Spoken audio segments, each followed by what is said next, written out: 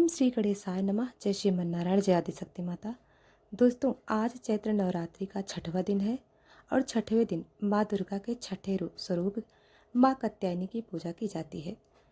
जो भी व्यक्ति माँ कात्यायनी की पूजा उपासना करते हैं उससे अर्थ, धर्म, काम और मोक्ष चारों फलों की प्राप्ति होती है। साथ ही रोग, शोक, संताप और भय सभी कष्ट नष्ट हो जाते हैं।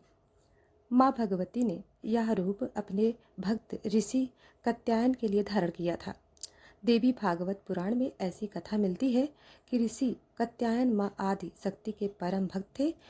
उनकी इच्छा थी कि देवी उनकी पुत्री के रूप में उनके घर पधारे। इसके लिए ऋषि कात्यायन ने वर्षों कठोर तपस्या महर्षि कात्यायन के घर जन्मी। इस देवी का नाम देवी कात्यायनी हुआ। माँ कात्यायनी की कृपा से सभी काम पूरे हो जाते हैं।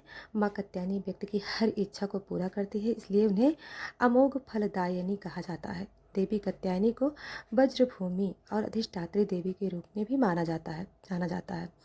वज्रभूमि की कन्याओं ने श्री कृष्ण के प्रेम को पाने के लिए माँ कात्यायनी की आराधना की। भगवान श्री कृष्ण ने भी देवी कात्यायनी की पूजा की थी।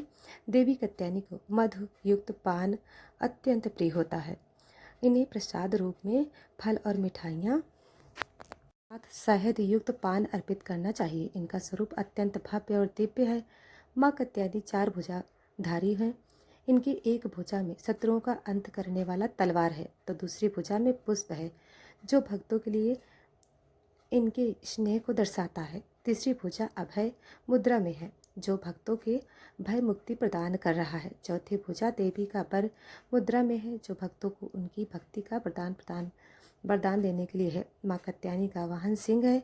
माता प्रभाव कुंडली चक्र की आज्ञा चक्र पर है। 9 ग्रहों में माता कात्यायनी शुक्र को नियंत्रित करती हैं। इनकी साधना और भक्ति से वैवाहिक जीवन के सुख की प्राप्ति होती है।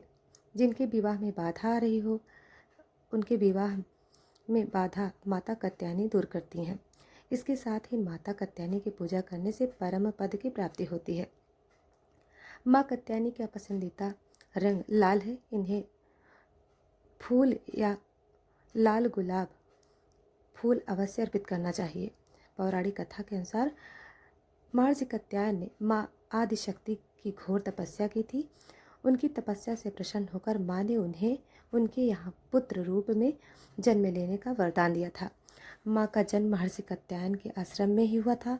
माँ का लालन पोषण कात्यायन ऋषि ने ही किया था। पुराणों के अनुसार जिस समय महिषासुर नाम का राक्षस का अत्याचार बहुत बढ़ गया तो उस समय त्रिदेव के तेज से माँ की उत्पत्ति हुई।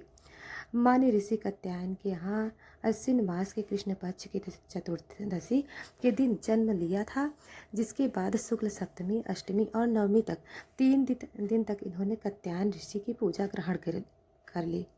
दशमी को महिषासुर का वध किया था। इसके बाद शुंभ और निशुंभ ने भी स्वर्गलोक पर आक्रमण करके इंद्र का सिंहासन छीन लिया था और 9 ग्रहों को बंधक बना लिया था।